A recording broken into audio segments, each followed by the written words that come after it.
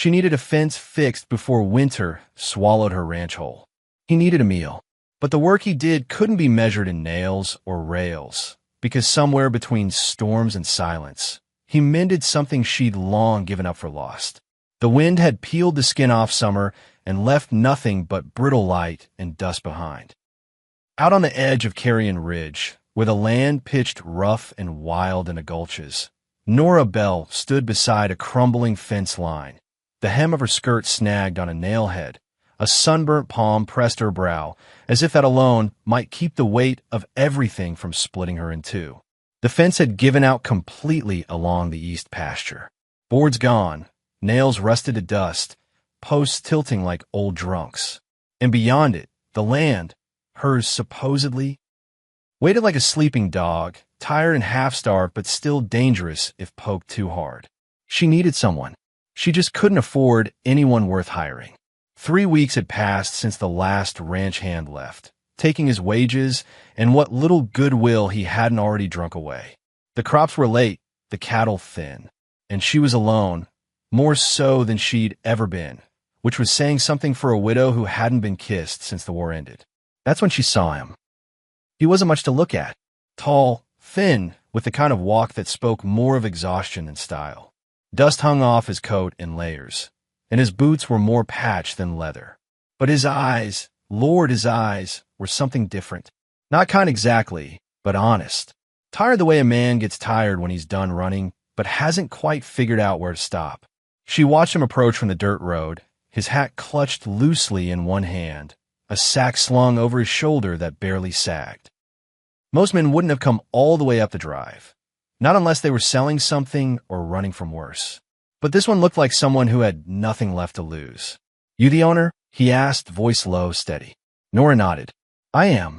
He looked her over once, quick, but not crude. "You need help? That obvious?" He gave a half-smile that didn't reach his eyes. "Fences hanging on by prayer and twine. Figure maybe I could work for a meal. Maybe two." Nora crossed her arms. "You any good?" "Used to be." She paused, weighed the risk, then jerked her chin toward the barn. "You fix the east line clean through by sundown. I'll feed you. You make it look like it won't fall in again by next month. You can stay on till first snow." The man nodded once. "That'll do. What's your name?" "Elias," he said. "Elias Ward." And just like that, he got to work. He didn't speak much, but he moved like someone who remembered what tools were for. By mid-afternoon, he had the sagging line torn out and measured. By dusk, he had half the rails replaced, working by feel more than light. Nora watched from the porch, coffee cooling in her hand, 1,000 questions in her throat, but none making it past her lips.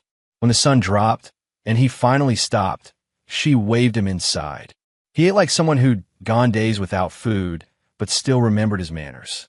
Quiet, grateful, no second helpings, though she offered.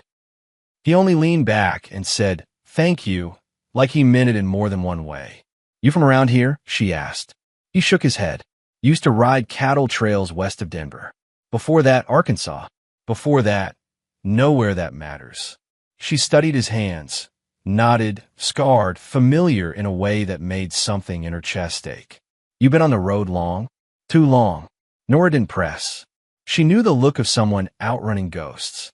Hell, she'd warned herself more than once. That night, she made up a cot in the bunkhouse, empty now for years, and left him a lantern. He didn't say goodnight, just nodded and walked off into the dark like it was safer than the light. The next morning, he was already working when she stepped out with coffee. The fence was nearly whole, and something in her, a piece so long unmoored she'd forgotten it existed, settled a little just watching him. That week passed quiet. The fence held. The animals calmed. Elias fixed more than she asked.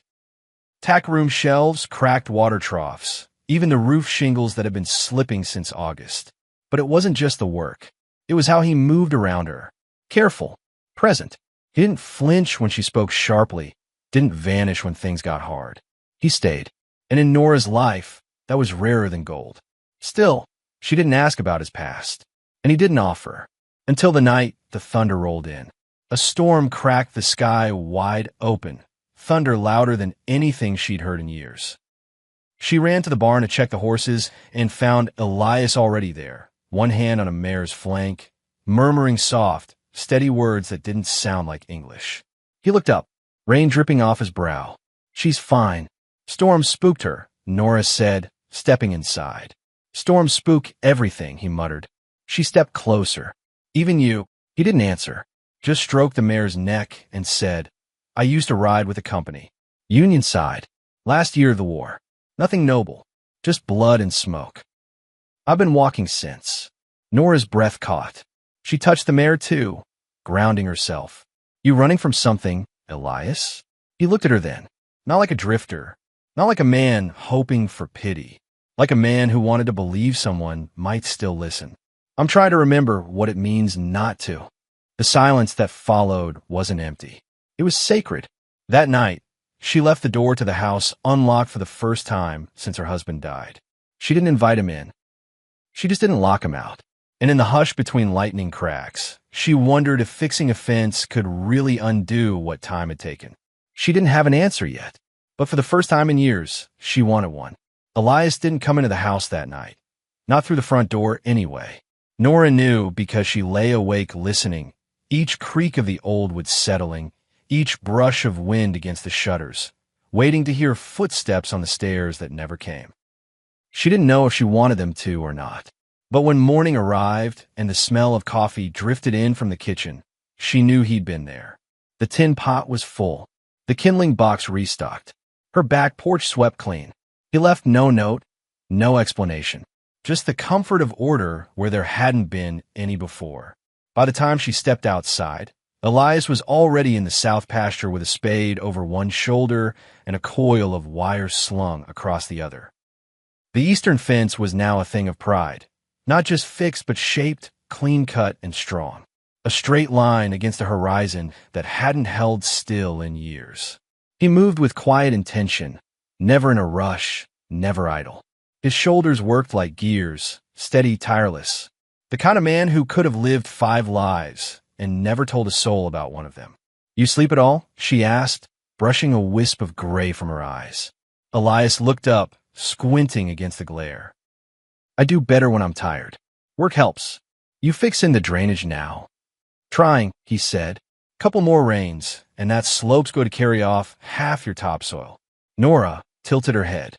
"You a rancher or a field engineer?" He smiled faintly.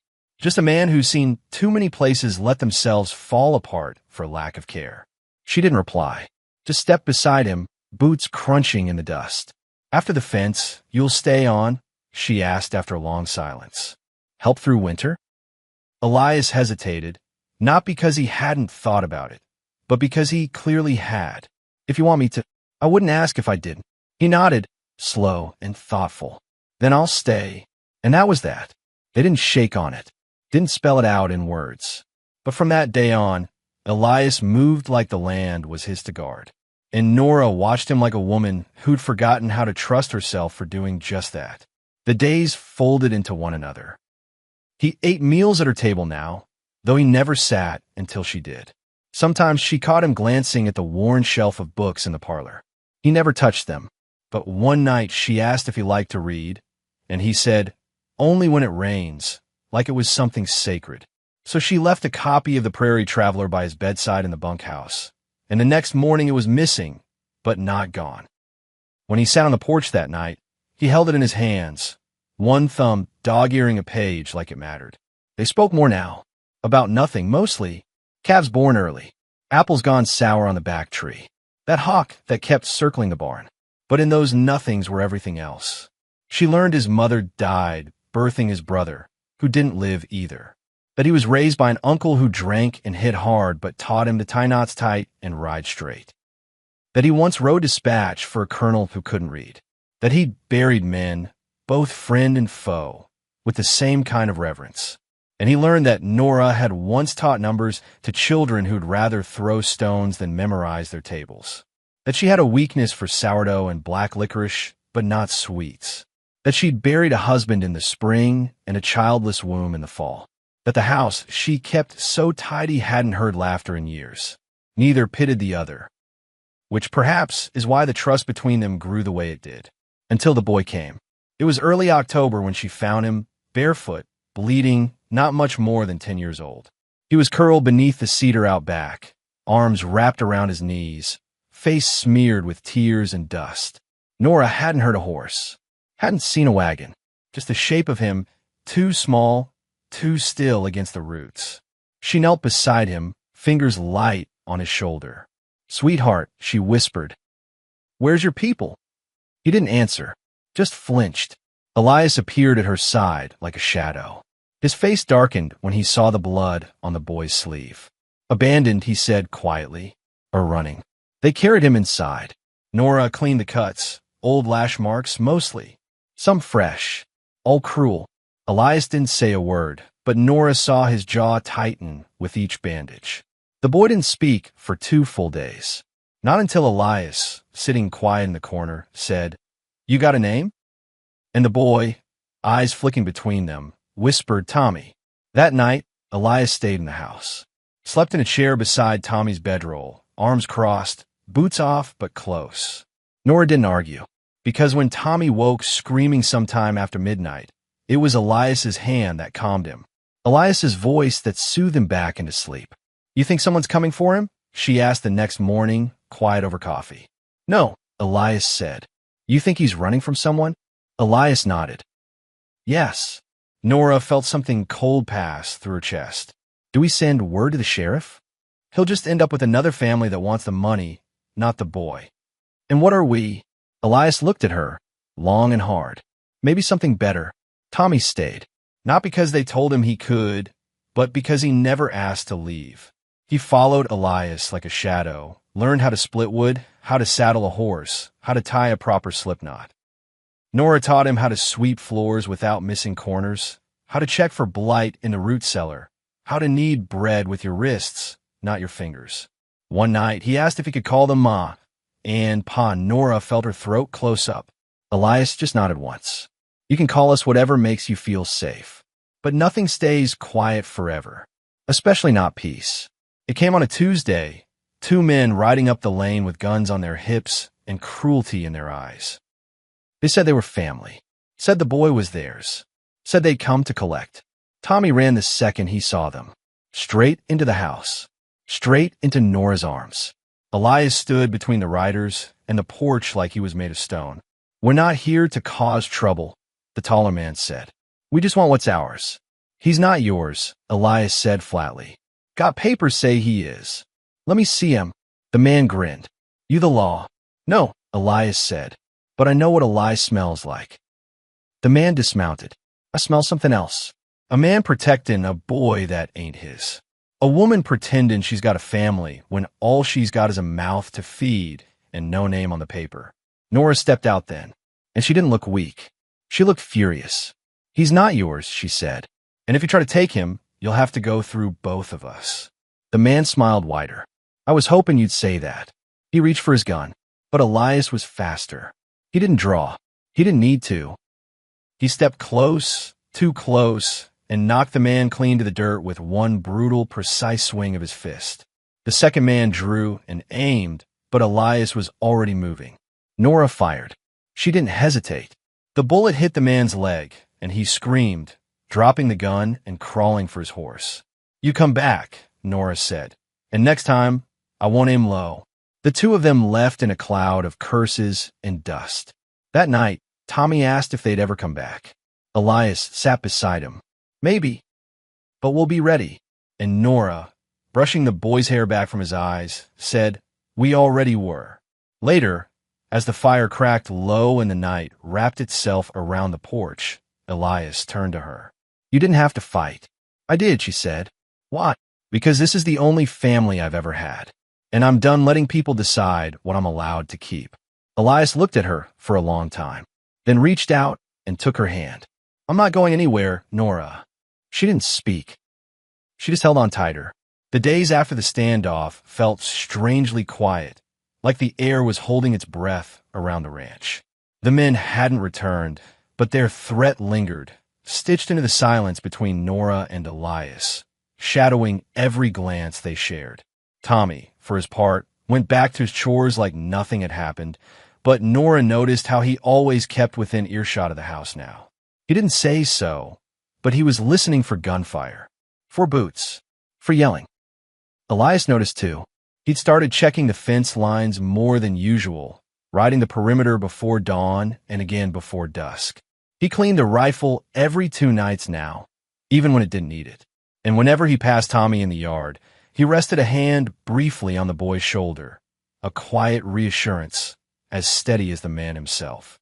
Nora watched it all with a strange ache in her chest. There was something about the way Elias moved now, with a protectiveness that had crept in so gradually it seemed like it had always been there. But it hadn't. She knew that. The man who first walked up her drive had been hollow-eyed and bone-tired. A drifter. Now, he was something else entirely. And that scared her more than the men with guns. Because she'd buried a husband once. Buried a marriage, a childless future, a version of herself that had once believed in growing old alongside someone. She didn't know if she could believe again. Didn't know if she wanted to. But then she'd look out the window and see Elias teaching Tommy to swing a hammer or watching the sky for hawks with a hand shading his eyes. And she'd feel it. Hope, raw and soft and dangerous. One morning, Elias came in with a bloodied hand. Fence post gave, he muttered when she rushed over, towel in hand. That's not from a post, she said sharply. That's from wire. You were too close. He didn't answer, just sat at the table and let her clean it. Nora worked in silence for a long moment before she asked, "Why do you keep doing this?" "Doing what?" "Risking yourself like it's nothing. Working from dawn till dark. Acting like this place is yours to break over." Elias looked up then, meeting her eyes. "Because if I stop, I'll remember what it feels like to have nothing." She stared at him. "You think you still have nothing?" He was quiet. Then, "I think I'm afraid to believe I don't." She tied the bandage tighter than necessary. "Well, maybe you ought to start believing. Because you're not just fixing fences anymore, Elias." They didn't talk after that. Not that day. But that night, she left the kitchen door open and the lamp lit. And when Elias stepped inside, she didn't offer him the chair by the fire. She pointed toward the extra plate on the table and said, "Eat." It wasn't much, but it was everything. The next few days passed without incident. Elias's hand healed quickly, though he kept the bandage wrapped long after it needed to be, like a reminder of something unsaid. Tommy fell into a rhythm, happier than Nora had ever seen him, following Elias everywhere, asking questions about every bird, every hoof print, every tool. But peace, as always, was a brittle thing. It cracked one afternoon when Nora rode into town for supplies. She rarely went, preferring to trade through a neighbor when she could. But the feed sacks were empty, and the cellar needed salt, and the excuse to see another human face, any face, pulled at her in a way she couldn't ignore. Tommy wanted to come. Elias volunteered to stay behind. So she hitched the wagon and rode in alone. The town was small, stretched along one dusty road with a church, a saloon, a general store, and not much else.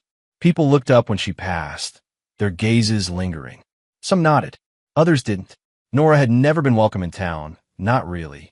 Even before her husband died, they'd whispered about her. Too independent, too sharp, too old to matter. And after he passed, they just said it louder. She tried to ignore it as she stepped into the general store. The bell over the door chimed. Mr. Felker looked up from the counter, his mustache twitching. "Mrs. Bell," he said. "Been a while. Needs salt. Flour. 2 sacks of feed." He nodded and began gathering the items. Nora kept her eyes down, heart thudding for reasons she couldn't name. She didn't like this place. Didn't like the way it made her feel like the girl who'd once been laughed at for bringing books to a barn dance. She was almost to the door with her bundles when she heard it. "You see the man she keeps out there?" A woman's voice. Familiar. Cold. "I heard he's a killer. Some union brute. Took up with her like a stray dog." Another voice. "They say there's a boy now, too. Filthy little runaway. She's building herself a whole house of shame." Nora froze. She didn't turn, didn't speak. She just walked out. Her hands shook the whole way home. That night, she didn't tell Elias. Didn't tell Tommy. But she spent an hour staring out the window, arms crossed, watching the wind stir the dying grass. Later, when Elias stepped inside and found her still awake, he sat beside her without a word. "I hate that town," she said quietly. "I know. They look at me like I'm something they forgot how to love." "You're not," he said simply. Then, more quietly, "You're more than they'll ever deserve."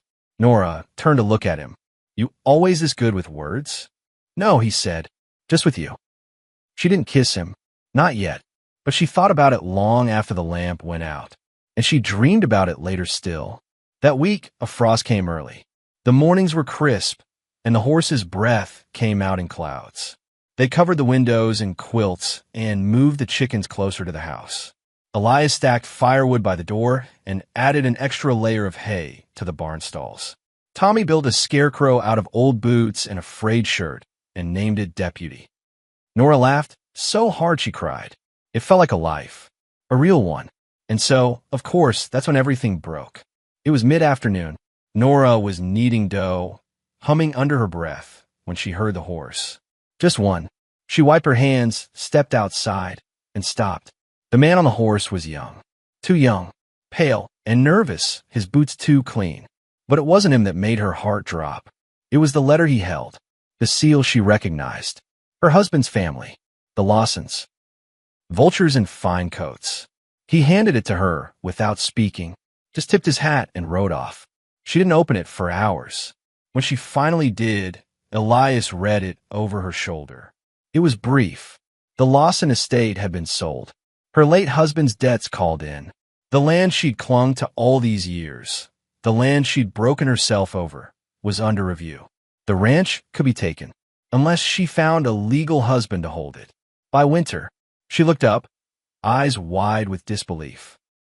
"Is this even legal?" she asked. "It's cruel," Elias said, which means yes. She dropped the letter. "I don't have anyone." "You do." She turned to him, mouth open. "I didn't mean I know," he said. "But I do." A long silence. Then, "You'd marry me?" "I already have," Elias said softly. "Not by paper, not by law, but here. Every morning I wake up and choose this place. You, Tommy, this life." Nora couldn't breathe. "But if you need paper too," he added, stepping closer, "then yes. I'll marry you." She stepped into him like she'd always been meant to. Like the days behind them had only been preparation for this moment. When their lips met, it wasn't fire or thunder. It was warmth, steady, deep, like a hearth long forgotten, like a home finally built. Outside, the frost deepened. But inside, for the first time in years, winter didn't feel like an ending. It felt like a beginning. The wedding happened 2 days later, in the still hour before dawn, while the frost still glittered on the barn roof and the horses stamped softly in their stalls. It was quiet and small, just Nora, Elias, Tommy, and old Reverend Chase from 3 ridges over, a man with shaking hands and a voice gone hoarse from years of sermons and winters. Nora wore her mother's brooch pinned to the collar of a dress that hadn't seen sunlight in years. Elias wore his best shirt, though it was still missing a button at the cuff. They didn't exchange rings, just hands and vows that weren't fancy, and a look between them so solid it could have built a house all on its own. Tommy clapped so hard he nearly tipped over the chair he was standing on. Reverend Chase dabbed his eyes with a fraying kerchief and muttered something about real love never needing lace. Nora served coffee and molasses bread afterward. Elias didn't stop looking at her the whole time. Later that morning, they stood side by side watching the sun melt the last of the frost from the porch rail. Her hand was in his, warm and sure. "Well," Elias said, clearing his throat, "now the ranch is safe." Nora shook her head, a soft smile curling the edge of her lips. "No, Elias. Now we are." For a little while, the world seemed to agree. The land quieted under winter's breath. The cattle didn't roam far. The chickens stopped pecking each other. Even the wind softened its voice. Elias moved into the house, though he still spent hours out in the pasture, walking fence lines, shoring up weak spots, tending to the last repair before snow set in for good. Tommy followed him like always, still asking questions, still pretending to be deputy, still trying to grow into the boots he borrowed. Nora, for her part, found herself reaching for 2 cups instead of one each morning, humming more when she cooked, fixing things that didn't strictly need fixing. The house seemed to breathe differently now, warmer and more alive, even in the thick of cold. But happiness, she knew, wasn't armor. It was a glass window in a prairie storm. It looked strong until it wasn't, and the storm was coming. It arrived in a letter. Again, this time carried not by a timid boy but a deputy, one from town, though not anyone Nora recognized. He rode up stiff in the saddle, looking like he hated every minute of being there. "Paperwork," he said, dismounting and holding it out. "Judge wants you to come sign in person. Formalize the deed. Your marriage ain't valid till you do." Elias stepped out behind her, arms folded. "That necessary?" The deputy nodded. "That's the way of it." Nora took the letter, thanked him, and waited until he was out of sight before closing the door and leaning back against it, eyes shut. "Paperwork," she whispered. "Always paperwork." Elias rested a hand on her shoulder. "We'll go. Together." They left Tommy with the neighbors, an older couple who'd long owed Elias favors and adored the boy for how he always offered to help with the goats. Nora and Elias rode into town just before sundown, wind biting at their coats. Silence settled between them, not out of strain, but focus. Both of them knew this wasn't about signatures. It was about being seen. Official. Legal. And seen they were. When they stepped into the courthouse, heads turned. The clerk, a rail-thin woman with hawk eyes, looked down her nose as if Nora had tracked mud and on purpose. "You're here to claim property under the Bell name?" she asked, shuffling papers without looking up. "No," Elias said calmly. "We're here to sign our marriage. Then the land becomes hers legally under the law." The woman's lips tightened. "Of course. Judge Holloway will see you." Judge Holloway was younger than Nora expected. Clean-shaven. Polished. He wore his authority like a coat tailored to impress. He didn't smile. Barely looked at Nora. His eyes landed squarely on Elias and stayed there, weighing, measuring. "You're the husband?" he asked. Elias nodded once. "You have proof of prior marriage?" "We were wed 3 days ago by Reverend Chase." He filed with the circuit. The judge scanned the letter in front of him. "Not yet received." "He rode straight after," Nora said. "But he's old. Horse is slower than it used to be." Holloway set down the paper. "You'll need to wait for the filing before I can approve the property transfer. That land was mine before my husband," Nora said. "I worked it. I built it up. But legally, it was under your late husband's name. That makes it subject to debt claim." Nora stepped forward. "I'm married again. That means—" "It means," Holloway cut in, "you're one piece of paper away from ownership. And until I have it, the land remains in limbo. I suggest you not make further assumptions until that's resolved." He glanced again at Elias, then back to Nora. "Are you sure this is the man you want to tie your life to?" Nora's breath caught. She wasn't sure if it was insult or warning. But before she could answer, Elias spoke. "She already did," he said softly. "She doesn't need your approval." The judge stared at him a beat longer, then waved a dismissive hand. "You'll be notified when the documents are received." As they stepped outside, snow had started to fall, soft and slow. They walked back to the horses in silence. The courthouse door creaked, closed behind them. "That man didn't like me," Elias said finally. "He didn't like that I chose you," Nora said. Elias looked sideways. "Because of who I am? Because you're not who they thought I'd pick." Nora mounted her horse with a grunt. "He's wrong," she added, voice low. "You're the only thing that's ever felt like mine." They rode back through snow that dusted the trail in silver. It was late by the time they returned, and the neighbors had already put Tommy to bed in the loft. The boy was curled tight in a quilt, his arm flung over a stuffed rabbit that hadn't belonged to anyone before he came. Nora stood at the foot of the ladder, watching him. "He's the best thing we've done," she whispered. Elias nodded. But even as peace settled over the ranch again, something restless stirred. The next morning, a rider came. Not with a letter, not with news, but with warning. It was Felker, the storekeeper, looking pale and shaky as he dismounted. "Crowley's back in town," he said before even saying hello. "With men." Nora stiffened. "Big men," Felker added. "Loud ones. Saying the boy's a runaway, and they've got rights. They're asking questions. The judge, he's listening. Elias didn't flinch. Thanks, he said. Felker shook his head. They're saying you forged the marriage, that she's hiding you, that the boy's been mistreated, that it's all one big story. It is, Nora said, stepping forward. A story where we saved a child nobody else cared to. Doesn't matter, Felker replied. Not to them. They want a reason to ruin you. After Felker left, Elias sat on the porch sharpening his knife. I could ride out, he said. Take Tommy somewhere safe. Leave you out of it.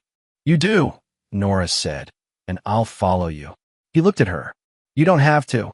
I do, she said, because you're my husband, and he's our son. That night, they packed what they could. Not to run, but to be ready, just in case. And as the wind howled against the shutters and the lantern flickered, Nora sat beside Elias on the bed, her hand finding his. I'm not afraid of them, she said. I know, he replied. I'm only afraid of losing what we've built. You won't, he said. But in his eyes, she saw the same fear. Outside, snow covered the prints leading up to their door. Tomorrow would come, and with it the storm. The next morning dawned grim and slow, a dull light barely cutting through the snow-thick sky. Nora stepped onto the porch with a rifle in her hands and dread in her chest. The air smelled of iron and pine, sharp with the coming of something hard. Elias was already at the barn, tightening straps on a pack mule they might need if things turned. He didn't talk much, but Nora didn't need him to. They understood each other now, in silence the same way others did in words. Inside, Tommy sat at the table eating quietly, his cheeks puffed with bread and his eyes shifting every so often to the window. He knew something was wrong, though neither adult had told him directly. Children always know when fear is being folded into the bread dough. By midday, the sound of hooves returned. This time not one rider, not even three. It was 5. Elias saw them first, dark figures cresting the rise, cloaked in dust and arrogance. Leading them was Crowley, the same man who'd once laid claim to Tommy in the worst way, the same man Elias had warned off not long ago. But this time he came with the law. Judge Holloway rode beside him. 2 deputies flanked them. And the last man, unfamiliar and cold-eyed, had the look of someone who wasn't afraid to shoot first and invent reasons later. Nora stood at the porch rail, Elias just behind her. Neither moved. The riders halted 10 paces from the house. Crowley dismounted first, boots crunching on snow, the smirk already in place. His eyes swept over the ranch, the barn, the fences, the faint wisp of chimney smoke. He didn't see peace. He saw claim. He saw opportunity. Thought we'd drop in, he called, arms wide like they were old friends. See how the boy's faring. You're not welcome here, Nora said flatly. The judge spoke next, his voice coated in civility but hard beneath. I received word from certain individuals that there's a situation here requiring formal inspection. Questions of guardianship.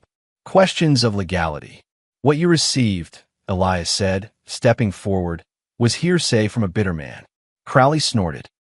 You're a drifter with no birth records and a name that changes every town. I'm a man with proof. I got this boy's name on a ledger and coin that says he belongs to me. Tommy isn't a horse, Nora snapped. He doesn't belong to anyone. The unfamiliar man, dark hat, stone face, spoke then. Lady, we've got authority to come inside. No, Nora said, not without a warrant. The judge dismounted slowly. You want to make this hard? Elias didn't move. You already did. A long silence stretched. Snow drifted between them, thick and slow. Tommy stood just behind the curtain, watching everything. His fingers clutched the cloth so tightly his knuckles had gone white. He could hear their voices, could feel the cold inside his chest as if it had crept under his skin. Nora knew he was watching. She took a slow breath and stepped off the porch. You want to talk? Fine, but not with weapons drawn. Not like this. The judge gestured for the deputies to wait. He walked toward the porch with Crowley trailing like a snake too smug to strike yet. Elias remained where he was, jaw clenched. Inside, they sat stiffly at the table. The judge unfolded papers with clean precision. This boy, Tommy, is recorded as a ward of the Crowley estate. His mother died in labor. His father worked off debts through service. He was abandoned, Nora interrupted, left behind like an unwanted dog. The judge raised a brow. Doesn't change what the law says. Crowley leaned in. You got no birthright to him. No blood. No claim. He's safer here than anywhere else you take him, Elias said. He's fed. Warm. Learning. Crowley smirked. Learning what? How to be a squatter. How to patch fences with vagrants and sleep in barns. Nora's fists clenched under the table. The judge held up a hand. Look, I'm not here to take sides. I just need to verify a few things. 1, your marriage. I received the Reverend's filing yesterday. It checks out. Elias nodded once. 2, the boy's condition. I'll need to see him. No, Nora said sharply. He's 10. He doesn't need to be paraded like livestock. He's not a prisoner, is he? The threat was light, but it was there. Elias stood. You can talk to him, but not with him, and not alone. Tommy was brought in gently. He looked small and pale under his mop of curls, but he stood straight and didn't flinch when the judge asked questions. What's your name? Tommy. Just Tommy. Who takes care of you here? Nora and Elias. You like it here? Tommy nodded. Would you want to live somewhere else? Tommy looked straight at Crowley, then back to the judge. No, never. The judge watched him a moment longer. Then, without another word, he stood. That's enough. Crowley exploded. That's it? He's a kid. He doesn't know what's good for him. The judge turned on him. You had your chance. The boy's clear. The marriage is legal. The land's valid under community property law. You've got nothing. Crowley's face turned red. You don't know who you're siding with. That man, he's got stories. I've heard things. So have I, the judge replied. But stories aren't evidence. He turned to Nora. This land's yours. But I suggest you stay sharp. Men like him don't give up easy. And with that, he left. The deputies followed. Crowley stood alone for a moment. Fury etched across his features. He looked at Elias. This ain't over. Elias didn't blink. Yes, it is. Crowley spat in the snow and walked out. Afterward, the house was too quiet. Tommy sat on the floor, hugging his rabbit, silent. Elias stared into the fire like he could see through it. Nora leaned against the doorframe, the letter still clutched in her hand. They'll come again, she said. I know, but next time... Elias shook his head. We'll be ready. Nora looked at him then, really looked, and saw something in his face she hadn't seen before. Resolve. Not just to protect, but to stay. That night, after Tommy was in bed, she stood with Elias at the window, watching the stars try to claw through the clouds. You could leave, she said quietly. Still time. He turned to her. Already stayed. And for the first time, she believed him. Not because he said it, but because she felt it. In every step he took. In every wall he'd helped mend. In every silence he filled with something stronger than words. She took his hand and didn't let go. The quiet after the storm was deceptive. On the surface, things returned to normal. The cows needed feeding. The gate on the west pasture still sagged, and Tommy kept chasing after Elias with his wooden badge and endless questions. But under it all, something had shifted. Not between Nora and Elias, that had only grown stronger, but in the way the land breathed, in the way the air held its breath. It was the kind of stillness that comes right before the wind changes. Nora sensed it even as she hung laundry out to dry. The sun was out again, the snow melting in slow rivulets along the roofline, but the birds had gone quiet. Her eyes kept drifting to the ridge where Crowley and his riders had appeared. She didn't trust silence anymore. Not when it followed so much noise. Elias felt it too. He didn't say so, but Nora could tell by the way he started checking the fence line twice instead of once. The way his eyes scanned the tree line even when he was pretending to listen to Tommy chatter. He started sleeping closer to the door too. And every morning, the rifle was closer to hand than it had been the day before. 3 days passed before it came. It wasn't Crowley this time. It was worse. The man rode in alone, but his presence filled the entire yard. Tall, lean, pale eyes like river stones. He wore a long black coat and gloves that hadn't seen wear. His horse was a thoroughbred, not a rancher's mount. He didn't knock, just stopped by the gate and waited like a vulture circling something already dying. Nora stepped out with a dishcloth in her hand and a knife tucked behind her apron strings. Elias emerged from the barn, calm but alert. "Can we help you?" he asked. The man tilted his head. "I'm here on behalf of Mr. Crowley," he said, voice smooth as glass. "You've caused him quite a bit of trouble." Elias didn't blink. "Seems like he earned it." The man smiled without warmth. "My name's Silas Brand. You could call me a lawyer, I suppose, though my work doesn't often involve courthouses." Nora's stomach twisted. "Then what does it involve?" she asked. Brand looked at her, his eyes lingering just a moment too long. "Resolution." Elias stepped down from a porch. "We don't need your kind of resolution." "That's the thing about need," Brand said, swinging down from his horse. "Most people don't realize they have it until it's too late." Nora moved to Elias's side, hand steady. "You threatening us?" "Me?" Brand laughed softly. "Heavens no, just delivering options. Crowley's offered a buyout. He's willing to forgive the land's debt, overlook any irregularities with the boy's adoption, and even toss in a bit of gold for your trouble.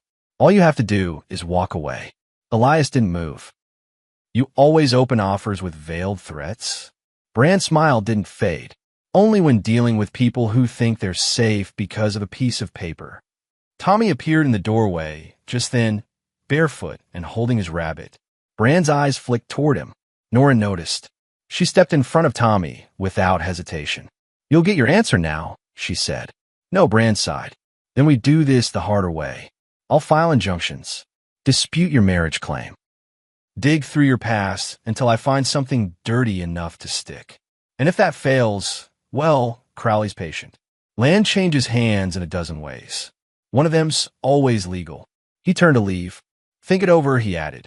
"I'll be back in a week. Make the right choice." They watched him ride away, the dust cloud hanging long after he disappeared. Tommy tugged Nora's sleeve. What did he want? She knelt beside him, brushing a curl from his face. "Just someone who doesn't understand family," she said softly. But the words didn't feel strong enough. That night, they met by lantern light. Nora, Elias, Tommy asleep upstairs. They didn't speak at first, just sat at the table, the fire crackling low. "He's not bluffing," Elias said finally. "No," Nora agreed. "And he's not going away. We can still run," Elias said, though his voice didn't carry hope. "Take the boy, start over somewhere west. Maybe even Mexico." Nora looked down at her hands. "I'm tired of running," she said. "And I won't teach Tommy that fear wins." Elias reached across the table, took her hand in his. "Then we hold." And so they did. They prepared the way you prepare when you're not sure if it'll help, but you need to try anyway. Elias dug trenches along the edge of the barn. He reinforced the cabin walls. Nora rode to town under pretense of buying flour, but met with Reverend Chase instead and asked him quietly what protections the church could offer a child who was loved but not born to the ones raising him. She returned with ink-stained papers and a glint in her eye. Brand returned exactly a week later.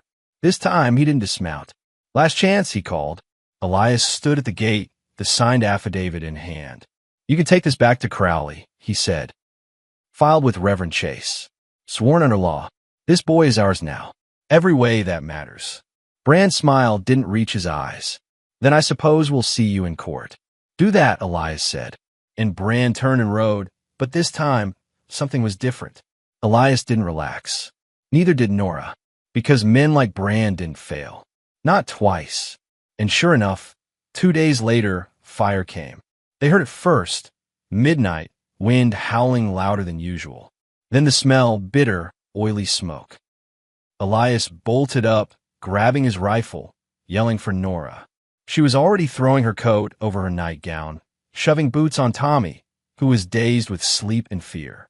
The barn was ablaze. Flames roared from the rafters, horses screaming in their stalls. Elias ran without hesitation, disappearing into smoke. Nora held Tommy tight against her chest, whispering prayers even she didn't believe. Then he came out, leading the horses, half choking, one arm singed raw. He collapsed just as the final beam fell behind him. They lost the barn. They lost the tack, but they saved the animals and each other. When the sheriff rode out the next morning, summoned by smoke and fear, he took one look at the damage and nodded. "I'll get Crowley for this," he said grimly, "even if I have to drag him myself." But justice, Nora knew, wasn't fast or fair. It would take more than law to stop men like that. It would take something stronger. Later that evening, as Elias lay bandaged and weak by the fire, Tommy crawled in his lap and laid his head on his chest. "I don't want to go nowhere," he whispered. Elias wrapped his arm around the boy. "We're not going anywhere," he said. Nora sat across from them, watching the shadows flicker on the walls of their home. Not just a house now, a stand, a choice. And though the wind still howled outside, it no longer sounded like fear. It sounded like defiance, like a storm about to break. The days that followed were raw, stripped of anything soft. The barn was ash and skeleton wood, black ribs jutting from snow-muddy ground. The horses survived, but the feed was gone. Elias refused to stay idle, though his left arm blistered from the fire. Nora watched him stumble through pain, hauling what salvageable boards he could from the ruin, jaw clenched, teeth grinding with each movement. She begged him to rest. He didn't. Tommy stayed close to the hearth, quieter now. He didn't ask about the fire or the men who set it. He didn't talk about the nightmares that left him gasping in the dark. He just listened to Nora's humming as she stitched new reins from what old leather she could find, to Elias's boots dragging outside, to the way the wind now tapped at the windows like a warning that hadn't yet been heeded. Nora wrote 3 letters that week. One to the circuit judge, another to Reverend Chase, and the last to a name she hadn't spoken aloud in 15 years, her sister Margaret, back east. She asked for nothing, but wrote everything. Crowley, Brand, the boy who now called Elias Pa in quiet, shy moments he thought no one heard. She licked the envelope and sealed it with trembling hands, then sent it west with a passing trader who didn't ask questions but tipped his hat respectfully. But the answers didn't come fast enough. A week after the fire, a rider came. Not Brand, not Crowley, Sheriff Clay. He didn't dismount when he reached the porch. His face was hard and pale under a brim of dust. "They filed with the state," he said flatly. "Custody petition. A federal challenge. They're sending men." Nora's throat tightened. "When?" "Soon," Clay said. 2 days, maybe 3. Elias stepped out from the barn then, limping slightly, one hand resting on his thigh. "I thought the Reverend's affidavit was enough." Clay shook his head. "It would have been, if you were anyone else. But Crowley's dug deep. Found things. Elias, your discharge papers from Texas, that skirmish where you stood trial. He's waving them around like gospel. I was acquitted. Doesn't matter," Clay said. "Not in courtrooms where men like Crowley walk in wearing silver-buttoned coats and judges owe him favors." Nora's eyes burned. "So that's it? They take him because Elias used to wear a uniform and didn't bow to a rich man?" Clay looked at her, shame coloring his face. "No one's taken him yet. But if they show up with an order, I won't be able to stop it." Elias didn't speak, just nodded once. Sheriff Clay turned his horse and rode off, the dust cloud behind him slow, reluctant, like even his own horse didn't agree with the direction they were headed. Inside the house, Tommy heard it all. He didn't cry, didn't speak, just climbed the ladder to the loft and curled up with his rabbit. Nora let him be. The boy needed silence sometimes, just like Elias did. But when he came down an hour later, he didn't come empty-handed. He held the wooden badge Elias had carved him, clutching it like a talisman. "I don't want to go," he said softly. Elias crouched, one knee trembling from effort. "You won't. They'll try," Tommy whispered. "I know." Tommy looked at Nora then. "What if they win?" Nora knelt beside him, touching his cheek. "Then we'll run," she said. "We'll burn every trail behind us and build again. You hear me?" He nodded, but Elias didn't, because Elias wasn't sure they could run again. That night, Nora couldn't sleep. She sat by the fire, watching the flames lick at the hearthstones. Her fingers kept tracing the grooves in the wood floor. So many nights here, so many quiet moments. This house had been lonely once. Now it throbbed with life. Elias came down the ladder and sat beside her. "We won't win this with paper," he said. "Not with law." She turned her head, eyes catching the firelight. Then how? He didn't answer for a long time. But eventually, he said, by making it not worth the fight. What do you mean? Crowley wants a boy because he thinks it hurts us. Bran wants to win because he's paid to. But if it's louder than them, if the town sees what they're doing, maybe that changes something. Nora blinked. You want to bring the town into this? Elias nodded. We've been quiet too long. The next day, Nora and Elias went to town. Not to beg, but to speak.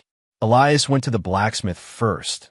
John Hartwell, a man who'd once been jailed for punching Crowley clean off his horse during a debt dispute. He listened, arms crossed, jaw working. Then he nodded, said nothing else. Nora visited Widow Greeley, who'd lost 2 sons to men like Crowley during a failed railroad venture. She baked 2 loaves of bread that night and brought one to Nora without a word. One by one they came. Not in force, not yet, but with nods, with presents, with food, small tools, worn quilts. Nora realized it wasn't about numbers, it was about visibility. They weren't alone anymore. Elias wrote his own letter that evening.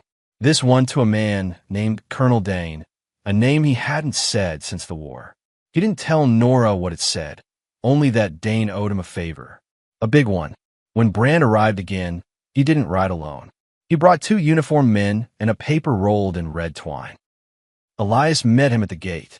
You're trespassing, Elias said. Not anymore, Bran replied, holding up the order, signed by a circuit judge. Tommy stood behind Nora on the porch, the wooden badge clutched in one hand, the rabbit in the other. Bran handed the paper to Elias. Stand aside, he said. Elias didn't.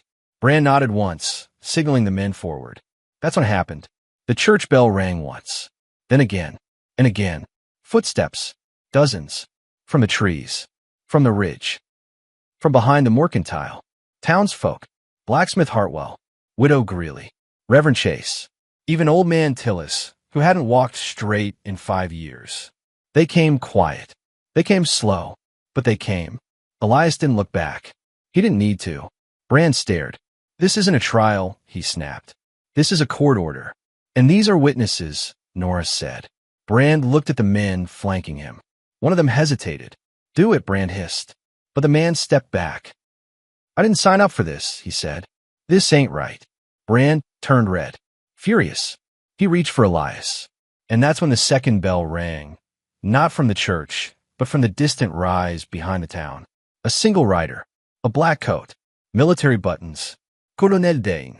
Elias took a slow breath as the man dismounted, boots crunching on old frost. You remember me, don't you, Silas? Dane said. You forged papers in Kansas. I've been waiting a long time to find you. Bran froze. Now, Dane said, stepping forward, voice like steel, if you don't leave this property in the next 5 minutes, I'll see to it you're arrested on impersonation, coercion, and federal obstruction. The townsfolk didn't cheer, didn't clap. They didn't need to. Bran turned, got back on his horse, and rode. The others followed. Tommy ran into Elias's arms. Nora watched them, breath shaking, hands trembling. She didn't speak, didn't have to. Later, when the sun had nearly set and the visitors gone home, Nora sat on the porch steps beside Elias. The air smelled of pine and smoke and something lighter than it had in months. You saved us, she said. He shook his head. We saved each other. Tommy came out and climbed between them, head against Nora's shoulder, feet against Elias's thigh. Can we stay forever? He asked. Elias looked at Nora. She looked back. Yes, they said together, and meant it. They stayed. But staying wasn't the end. It never is. Staying meant choosing the fight every single morning, even after the enemy had gone quiet.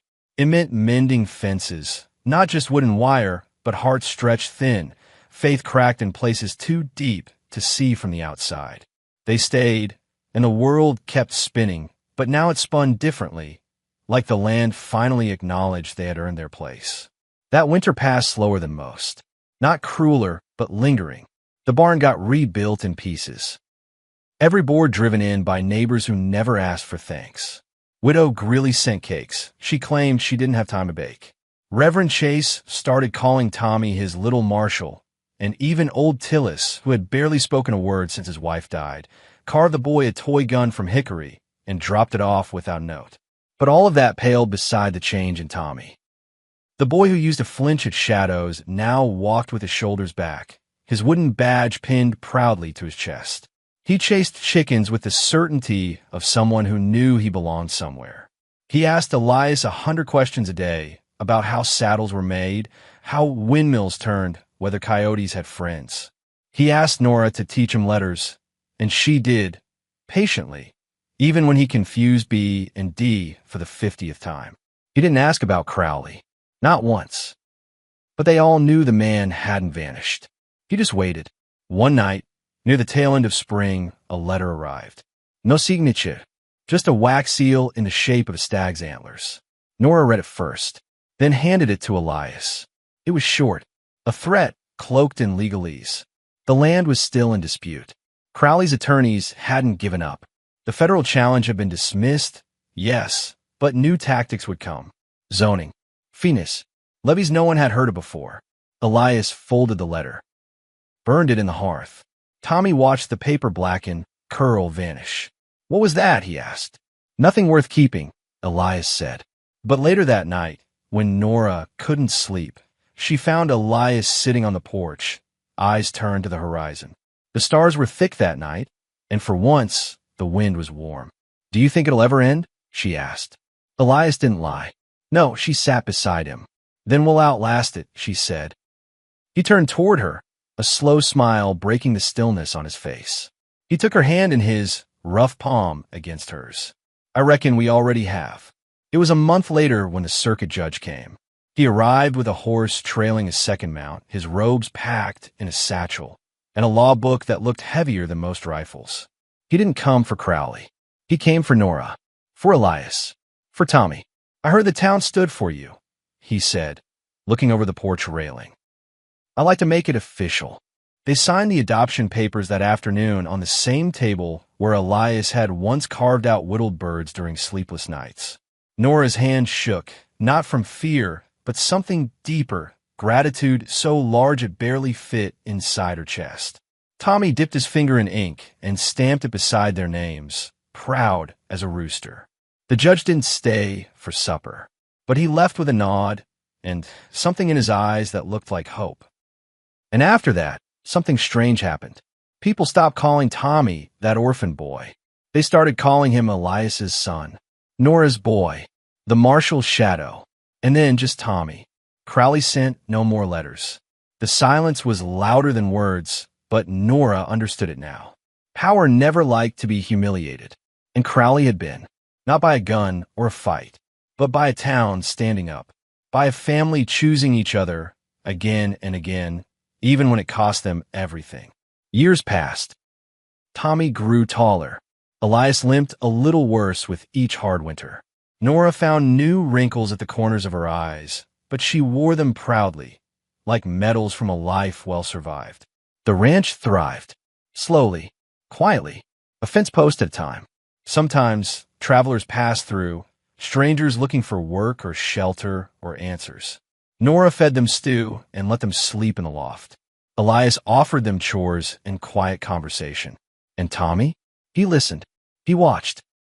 And sometimes he gave them the badge he'd long since outgrown, pressing it into their palms like a promise. This place saved me, he'd say. Maybe it'll save you too. And one evening, when the light hit just right and the air smelled of lilac and smoke, Nora stepped out onto the porch and found Elias sitting with his hand over his heart. He didn't look up, just reached for hers. I think we did it, he whispered. Did what? Build something no one could tear down. And he was right. Because what they built wasn't just walls or barns or fences. It was a home. It was a family. And not even the worst men could take that. Not ever again.